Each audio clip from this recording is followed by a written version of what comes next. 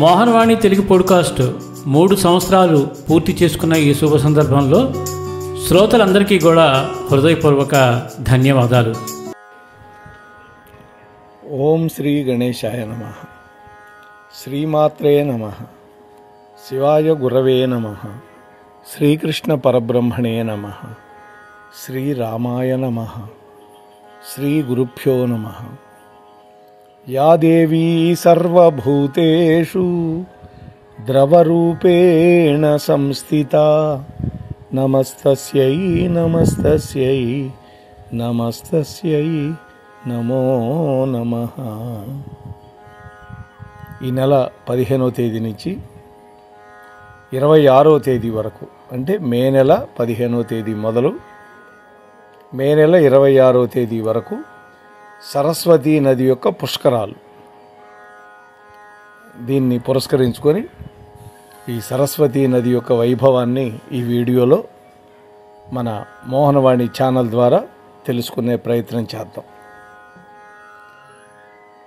ఈ సరస్వతీ నది హిందూ పురాణాలలో చెప్పబడినటువంటి ఒక పురాతనమైన నది. ఋగ్వేదంలో ఉన్నటువంటి నదీ స్తోత్రాలలో చెప్పబడినటువంటి ఈ సరస్వతీ నదికి తూర్పు వైపు యమునా నది, పశ్చిమం వైపు శతద్రు, దీన్నే ఇప్పుడు సట్లెజ్ నది అంటున్నాం, ఉన్నాయి. ఆ తర్వాత మహాభారత కాలంలో ఈ నది ఎండిపోయినట్లుగా చెప్పారు. సింధులోయ నాగరికత కాలంలో అవశేషాలు ఎక్కువగా ఈ సింధు నదికి తూర్పు ప్రాంతంలో షుగ్గర్ హాక్రా అనేటువంటి నదీ ప్రాంతంలో దొరికినాయి. ఇది మనకి చరిత్ర చెబుతోంది. ప్రస్తుతం సరస్వతి అనే పేరు మీద ఒక చిన్న నది మాత్రమే ఉన్నట్లుగా మన వాళ్ళు చెప్తున్నారు. ఇది షుగ్గర్ నదికి ఉపనది. బహుశా పురాతన సరస్వతి నదికి ఒక పాయ అయి ఉండొచ్చు అని చరిత్రకారులు భావిస్తూ ఉన్నారు. ఈ సరస్వతీదేవి మొదట్లో ఈ నదీమ తల్లిగా ప్రారంభమైంది. అయితే తర్వాతి కాలంలో విశిష్టమైనటువంటి దేవతా స్వరూపంగా బ్రహ్మదేవుడి యొక్క శక్తిగా, భార్యగా గుర్తింపు పొందింది.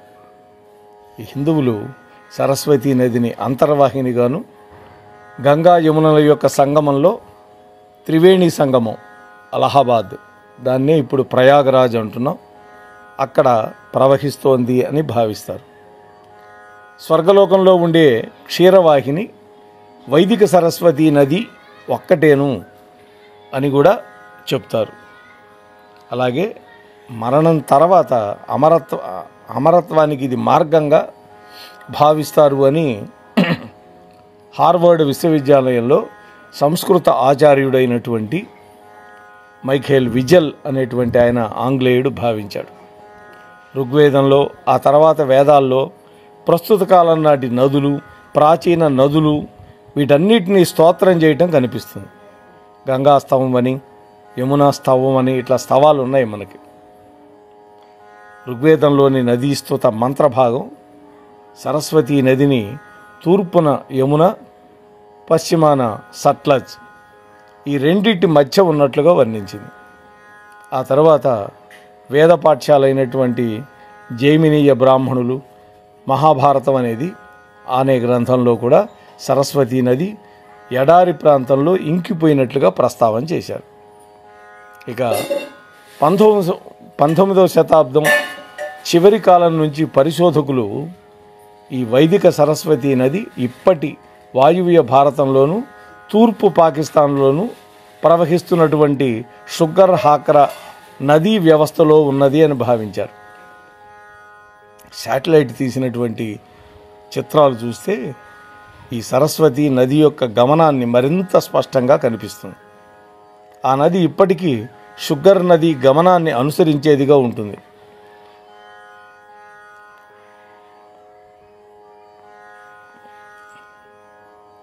కొందరు ఋగ్వేదాన్ని మరింత ప్రాచీనమైనటువంటి వేదంగా చెబుతూ సింధు నదీ నాగరికతని సరస్వతీ సంస్కృతి, సరస్వతీ నాగరికత, సింధు సరస్వతీ నాగరికత, ఇండస్ సరస్వతీ నాగరికతగా పేర్లు మారుస్తూ వచ్చారు. 21వ శతాబ్దంలో షుగర్ హాక్రా నదీ వ్యవస్థలో గుర్తించడం అనేది కొంత కొత్తదైనటువంటి ప్రాధాన్యత సంతరించుకుంది. ఈ సింధు సరస్వతి నాగరికతగా ఈ నాగరికతకు పేరు మారుస్తున్నటువంటి పరిశోధకులు సింధులోయ నాగరికత, వైదిక సంస్కృతి ఒక్కటేను అంటూ ప్రతిపాదించారు. అయితే ఆర్యుల యొక్క దండయాత్రా సిద్ధాంతం లేదా ఆర్యుల యొక్క వలస సిద్ధాంతాన్ని వీళ్ళు తిరస్కరిస్తున్నారు. ఇక హిందుత్వంలో సరస్వతీ నదికి పూజార్హత, ప్రాముఖ్యత చాలా ఉంది.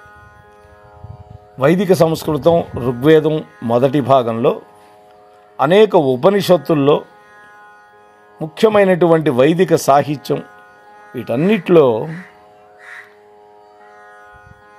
వాటన్నింటికీ జన్మస్థానమైనటువంటి బ్రహ్మావర్తం అనేటువంటి వైదిక ప్రాంతమే ఈ సరస్వతీ నది. దాని ఉపనది దృషద్వతి ఈ తీరంలో ఉండేవి అని చెబుతారు. మనుస్మృతిలో స్వచ్ఛమైన వైదిక సంస్కృతికి బ్రహ్మావర్త కేంద్రం అని పేర్కొన్నారు. The rise of civilisation in India and Pakistan అనేటువంటి ఆంగ్ల గ్రంథంలో బ్రిడ్జెట్ రేమండ్ అల్విన్ అనేటువంటి వాళ్ళు ఋగ్వేద కాలం నాడు భారత పాకిస్తాన్లో మొట్టమొదట ఆర్యభూమి పంజాబులో సరస్వతి దృషద్వతి నదుల లోయల్లో ఉండేది అనేటువంటి భావనని వాళ్ళు ప్రతిపాదించారు. ఇక ఋగ్వేదం ఏం చెబుతోంది? ఋగ్వేదపు 4వ భాగంలో తప్ప మిగిలిన అన్ని భాగాల్లో కూడా ఈ సరస్వతీ నది యొక్క ప్రస్తావన, ప్రశంస కనపడతాయి. సరస్వతీ నదికి సంబంధించినటువంటి అతి ముఖ్యమైన శ్లోకాలు ఋగ్వేదంలో ఉన్నాయి. ఋగ్వేదంలో సరస్వతీ నది ప్రముఖంగా చెప్పబడింది. మొత్తం 60 సార్లు ఈ సరస్వతీ నది ప్రస్తావన వస్తుంది ఈ వేదంలో. ఈ నది మనకున్నటువంటి 7 పుణ్య నదుల్లో ఒకటిగా చెప్పారు. భాషాపరంగా సరస్వతి అంటే అనేక పాయలతో ప్రవహించే నది అని అర్థం. ప్రస్తుతం చాలామంది పండితులు గగ్గర్ హాక్రా నది సరస్వతీ నదిగానో లేదా కనీసం ఒక పాయగానో అయినా సరే ఒప్పుకుంటున్నారు. ఋగ్వేదంలో సరస్వతీ నదిని అన్నిటికంటే ఉత్తమమైన నదిగా కీర్తించారు. దీనిని 7వ నదిగా, వరదలకు తల్లిగా, గొప్ప తల్లిగా, ఉత్తమ దేవతగా, ఉత్తమ నదీమ తల్లిగా కీర్తించారు.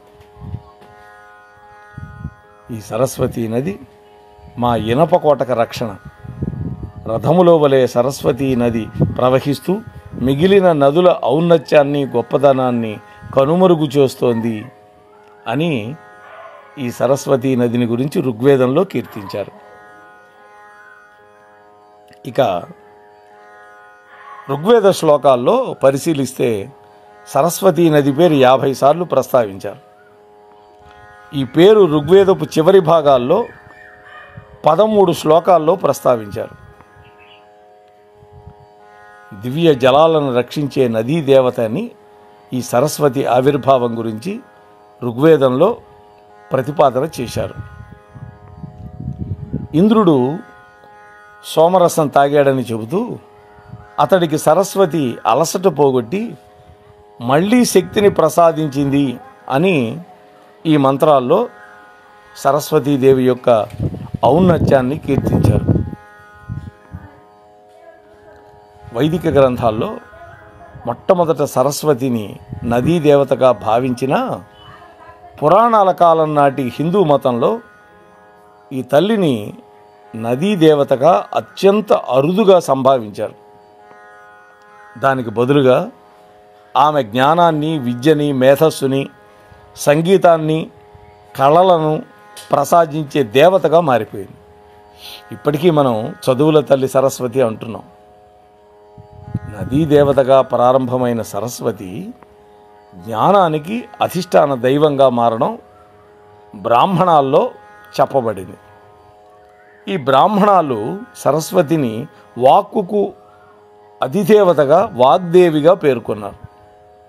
నదీ తీరంలోని వైదిక జాతి అభివృద్ధికి వాక్కు అనేది ప్రధానమైనటువంటి కారణం కదా. అందువల్ల ఈ నదీ దేవతని వాక్కుకు అధిదేవత చేశారు అని కూడా భావిస్తున్నారు నేటి పండితులు. అయితే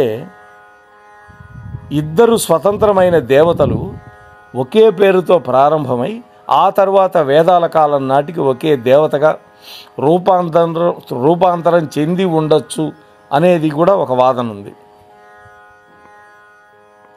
ఇక మహాభారతం ఏం చెబుతోంది? మహాభారతం ప్రకారం సరస్వతీ నది ఎడారిలో అంతర్ధానం అయిపోయింది, అంటే అంతర్వాహినిగా మారిపోయింది. అంటే ఎడారిలో అదృశ్యమైపోయిన తర్వాత కొన్ని ప్రదేశాల్లో మళ్ళీ కనిపించింది. చివరికి సముద్రంలో అనిశ్చితంగా చేరుకుంది. ఈ సరస్వతీ నది ఎండిపోయిన ప్రదేశమే థార్ ఎడారి అని ఇప్పుడు చెబుతున్నారు. ఈ ప్రదేశాన్ని కురు ప్రదేశ్ లేదా కురు రాజ్యం అంటారు. సరస్వతీ నదికి దక్షిణం వైపు దృషద్వతికి ఉత్తరాన నెలకొని ఉంది. రాజస్థాన్, హర్యానా ఈ రెండు రాష్ట్రాల్లో ఎండిపోయినటువంటి వర్షాధారిత నది షుగ్గర్. అది మహాభారతంలో అభివర్ణించబడ్డటువంటి భౌగోళిక స్థితిగతుల్లోనే మనకు కనిపిస్తుంది. మహాభారతంలో ద్వారకా నగరం నుంచి మధురా నగరం వరకు బలరాముడు సరస్వతీ నది ఒడ్డునే తన యొక్క తీర్థయాత్రలు చేసినట్లుగా రాశారు. ప్రస్తుత రాజస్థాన్ ప్రాంతంలో మహాజనపదాల్లో కొన్నింటిని సరస్వతీ నది పేరు మీదుగా వ్యవహరించారు. అందుకనే రాజస్థాన్లో ఉండే పుష్కర తీర్థంలో కూడా సరస్వతీ నదికి పుష్కరాలు చేస్తారు అనేటువంటి ఆచారం ఉన్నది. ఇక అనేక పురాణాలు ఈ సరస్వతీ నదిని గురించి వర్ణించినాయి. ఈ నది సరస్సులు కొన్ని సరస్సులుగా విభజింపబడిందని స్పష్టంగా రాశారు పురాణాల్లో. స్కాంద పురాణం ప్రకారం సరస్వతీ నది బ్రహ్మ నీటి కుండ నుండి ఉద్భవించిందని, అంటే బ్రహ్మదేవుడి దగ్గర ఉండేటటువంటి కమండలంలో నుంచి పుట్టిందని. హిమాలయ పైన ఉన్నటువంటి ఒక పిప్పల వృక్షం మీద నుంచి ప్రవహించింది. ఇది కేదార్నాథ్ వద్ద పశ్చిమ దిక్కుకు తిరిగి అంతర్వాహినిగా భూగర్భంలో ప్రవహిస్తుంది. ఇందులోనే సరస్వతీ నది 5 శాఖలు చెప్పారు. ఇక స్మృతి గ్రంథాల్లో ఏం చెప్పారు? మనుస్మృతి ప్రకారం కనుక చూస్తే వరదల నుండి తప్పించుకున్నటువంటి సాధువు మనువు సరస్వతి, దృషద్వతి నదుల మధ్య వేద సంస్కృతిని స్థాపన చేశాడు అని అంటారు. ఈ సరస్వతీ నది బ్రహ్మావర్తనానికి పశ్చిమ సరిహద్దుగా ఉందని, ఈ సరస్వతి దృషద్వతి మధ్యలో ఉన్నటువంటి భూమి దేవుడు సృష్టి అయినటువంటి బ్రహ్మావర్తమని మనుస్మృతిలో చెప్పారు. అలాగే వశిష్ఠుడి యొక్క ధర్మసూత్రాల్లో సరస్వతీ నది ఎడారిలో అదృశ్యమైన ప్రాంతానికి తూర్పు వైపున కలకవానాకు పశ్చిమాన, పారియాత్ర వింధ్య పర్వతాలకు ఉత్తరం వైపు, హిమాలయాలకు దక్షిణం వైపు ప్రవహించింది అని ప్రస్తావించారు. పతంజలి యొక్క మహాభాష్యం కూడా ఆర్యావర్తాన్ని వశిష్ఠుడి యొక్క ధర్మసూత్రాల్లోనే వర్ణించారు. ఇక భౌతిక నదులతో వైదిక పౌరాణిక నది అయినటువంటి సరస్వతిని గుర్తించేందుకు అనేక ప్రయత్నాలు జరిగినాయి. వేద సరస్వతి నది సింధు నదికి తూర్పున ప్రవహించేదని అనేక మంది భావిస్తున్నారు. శాస్త్రవేత్తలు, భూ విజ్ఞాన శాస్త్రవేత్తలు, పరిశోధకులు ఈ సరస్వతీ నదిని ప్రస్తుతం ఉన్నటువంటి లేదా గతంలో ప్రవహించినటువంటి నదులలో గుర్తించారు. అయితే ఇందులో 2 సిద్ధాంతాలు ప్రాచుర్యం పొందినాయి. అనేక మంది పరిశోధకులు ఈ రోజున షుగ్గర్ హాక్రా నది సరస్వతీ నది అయినా అయి ఉండాలి, లేదా అది సరస్వతీ నది ఎండిపోయినటువంటి ప్రాంతంలోది అయినా అయి ఉండాలని భావిస్తున్నారు. ఈ షుగ్గర్ హాక్రా నది వ్యవస్థగా సరస్వతీ నదిని గుర్తించడానికి 21వ శతాబ్దంలో కొత్త ప్రాముఖ్యత దొరికింది. ఇంతవరకు ఋగ్వేద కాలం క్రీస్తు పూర్వం 1500 సంవత్సరాలుగా గుర్తిస్తూ ఉంటే ఋగ్వేద కూర్పు అంతకంటే ప్రాచీన కాలంలో జరిగింది అని ప్రతిపాదిస్తూ సింధులోయ నాగరికతని సరస్వతి సంస్కృతి, సరస్వతి నాగరికత, సింధు సరస్వతి నాగరికత వంటి పేర్లు పెట్టారు మన దేశీయ ఆర్యులు. ఈ కొత్త సిద్ధాంతాన్ని ప్రతిపాదించారు. అయితే ఈ నది ఉనికికి బలమైన ఆధారం దొరికింది. ఇస్రో వాళ్ళు అందించినటువంటి ఉపగ్రహ ఛాయాచిత్రాల ఆధారంగా చూస్తే ఈ సరస్వతీ నది హిమాలయాల్లో పుట్టి హర్యానా, రాజస్థాన్, గుజరాత్ రాష్ట్రాల్లో కూడా ప్రవహించి కచ్ సింధు శాఖ, రాన్ ఆఫ్ కచ్ అంటారు ఇంగ్లీష్లో, అక్కడ అరేబియా సముద్రంలో కలిసిపోయింది. మొత్తం పొడవు 1600 కిలోమీటర్లు. ఈ మార్గంలో చాలా ప్రాంతాల్లో ఓఎన్జీసీ వాళ్ళు భూగర్భ జలాల నిల్వలను కనుక్కున్నారు. ఈ ఆధారాలతో సరస్వతీ నది పరివాహక ప్రాంతం హర్యానా, రాజస్థాన్, గుజరాత్ ప్రాంతాలుగా పరిశోధకులు భావిస్తున్నారు. సరే, ఇక ఎండిపోవడం వేదకాల నిర్ణయం ఏమిటి అని ఆలోచిస్తే సరస్వతీ నది ఎండిపోవడం గురించి వైదిక పురాణాల సాహిత్యాల్లో వివరాలు హరప్పా నాగరికతకి, వైదిక సంస్కృతికి కాల నిర్ణయం చేసేందుకు ఒక ఆధారంగా వాడుతున్నారు. క్రీస్తుకు పూర్వం 1500 సంవత్సరాల్లో ఆర్యులు భారతదేశానికి వలస వచ్చారు అని చెప్పేటటువంటి ఈ ఆర్య దండయాత్ర సిద్ధాంతాన్ని తిరస్కరిస్తూ ఋగ్వేదం మరింత ప్రాచీన కాలం నాటిదని నిరూపించే ఆధారం కొంతమంది గ్రహించారు.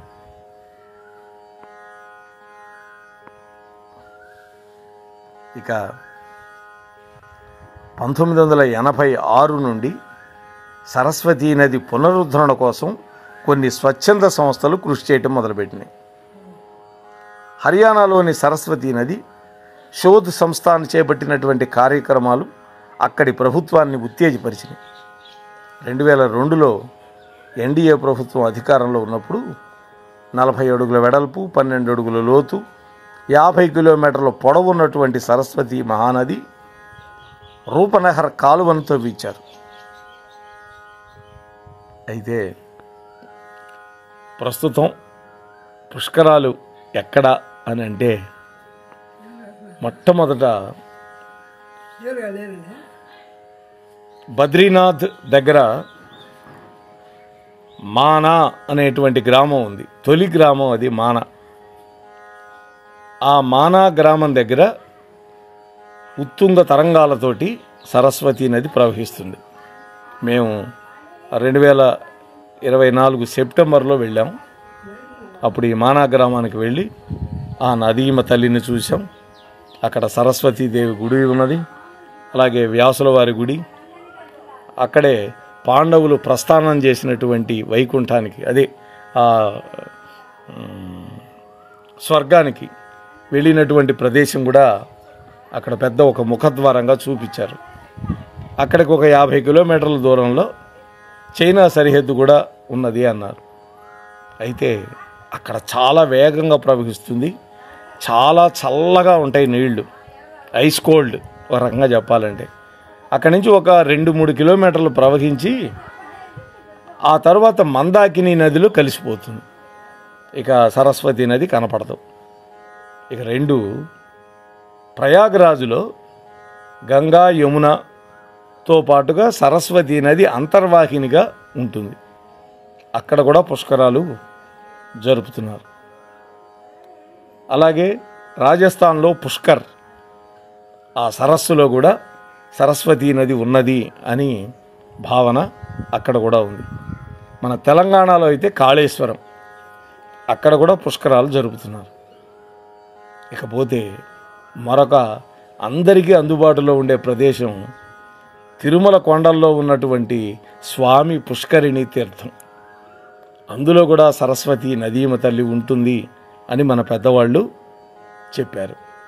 కాబట్టి ఏ ప్రాంతానికి దగ్గరో ఆ ప్రాంతానికి వెళ్ళి చక్కగా ఈ సరస్వతీ నది యొక్క పుష్కరాలని మనం పూర్తి చేసుకోవచ్చు అని నా భావన. అంతేగాని అందరం ఒకచోటకే వెళ్ళి అక్కడ వసతులు లేక మరి కష్టపడే కంటే 15వ తారీఖు నుంచి అవకాశం ఉన్నవాళ్ళు అవకాశం ఉండే దగ్గర మన ఉభయ రాష్ట్రాల వాళ్ళైతే కాళేశ్వరం వెళ్ళొచ్చు, ఇంకా కాస్త డబ్బున్న వాళ్ళైతే ప్రయాగరాజు వెళ్ళొచ్చు, ఇంకా ఓర్పు ఉన్నది మాకు డబ్బు ఉంది సాహసం చేయగలము అనుకున్న వాళ్ళు బద్రీనాథ్లో ఉన్నటువంటి మానాకి వెళ్ళచ్చు. ఇలా లేదు మనకి దగ్గర తిరుమల వెంకటేశ్వర స్వామి దర్శనం కూడా చేసుకోవచ్చు అనుకున్న వాళ్ళు స్వామి పుష్కరిణిలో చక్కగా స్నానం చేస్తే సరస్వతీ నదిలో స్నానం చేసినటువంటి ఫలితం వస్తుంది అని మన పండితులందరూ కూడా చెబుతున్నారు. ఈ మాట ముఖ్యంగా మా గురువుగారు అయినటువంటి వద్దిపర్తి పద్మాకర్ గారు కూడా ఈ విషయాన్ని ప్రస్తావించారు వారి ప్రవచనాల్లో. కాబట్టి ఎక్కువ మందిని మనం పుష్కరాలకి వెళ్ళాలి అనుకున్నప్పుడు ఈ విధంగా చేసుకుంటే బాగుంటుంది అనేది నా అభిప్రాయం. కాబట్టి అందరం చక్కగా వీలైనంత వరకు వెళ్ళి సేఫ్గా ఆ పుష్కర స్నానాలు చేసి మళ్ళీ మన ప్రాంతానికి వచ్చేదానికి ఆ నదీమ తల్లి మన అందరినీ కూడా కాపాడాలి అని నేను ప్రార్థన చేస్తూ, చాలామంది ప్రవచనం వింటున్నారు కానీ లైక్ చేయటం మర్చిపోతున్నారు, అలాగే మీ కామెంట్ పెట్టడం కూడా మర్చిపోతున్నారు. ఒక్క లైక్ ఇస్తే ఛానల్ నిర్వాహకులకి ఎంత బాగుంటుందో మీరు ఆలోచించండి. కాబట్టి తప్పకుండా లైక్ చేయండి, అలాగే మీ కామెంట్ కూడా పెట్టండి అని మరొక్కసారి మిమ్మల్ని అందరినీ సవినయంగా మనవి చేస్తూ ముగిస్తున్నాను. స్వస్తి. మోహన్వాణి తెలుగు పోడ్కాస్ట్ వింటున్న శ్రోతలందరికీ హృదయపూర్వక ధన్యవాదాలు. వినండి, వినిపించండి, వింటూనే ఉండండి మోహన్వాణి తెలుగు పోడ్కాస్ట్. మీరు వింటున్నారు మోహన్వాణి. మా కార్యక్రమాలు మీకు నచ్చితే ఇప్పటివరకు మా ఛానల్కి సబ్స్క్రైబ్ చేసుకోకపోతే వెంటనే ఈ క్షణమే సబ్స్క్రైబ్ చేసుకుని ఆ పక్క నుండే బెల్ బటన్ని మ్రోగించి అందరికీ షేర్ చేసి మీ విలువైన కామెంట్ను కూడా చేసి మమ్మల్ని ప్రోత్సహిస్తారని కోరుతున్నాను.